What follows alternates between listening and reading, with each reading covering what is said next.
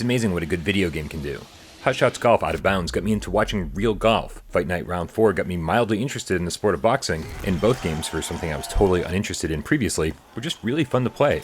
So when Ski Jumping Pro VR came around, which seemed like an obvious cash grab on a mobile port, I tried to stay optimistic as I rolled my eyes, donned my headset, and took off down the slopes.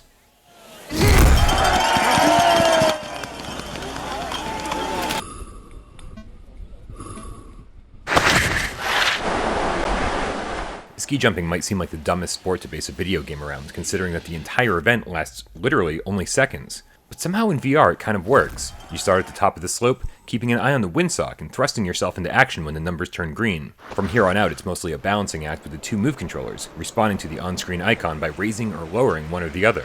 Then to nail the jump you'll throw your arms into a V formation, and then it's another quick balancing act while you're in the air. And finally, you'll slam your move controllers downward at the last possible second to stick the landing.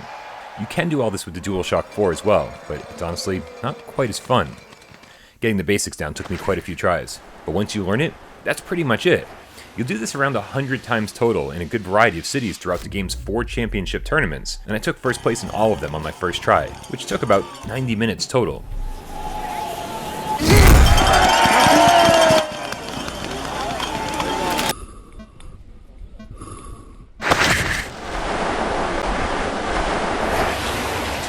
And you've got to hand it to developer Calypso, because they could have just made this another Richie's Plank experience that was fun for 10 minutes, but you'll never play again.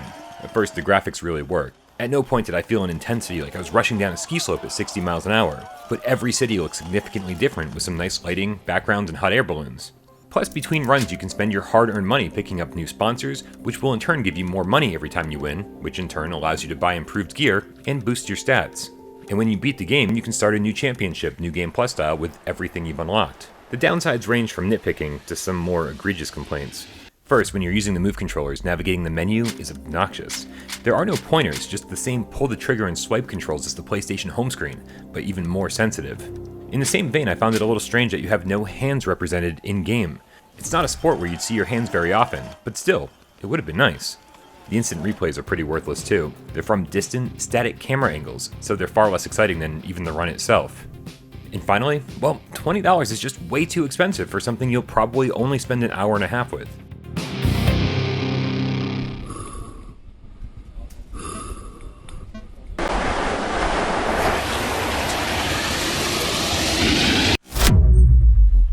So as it turns out, Ski Jumping Pro VR didn't suddenly make me a rabid fan of the sport, but for a game that I was absolutely convinced was going to be a boring mobile port, I found mastering the controls somewhat enjoyable and the overall gameplay loop pretty satisfying.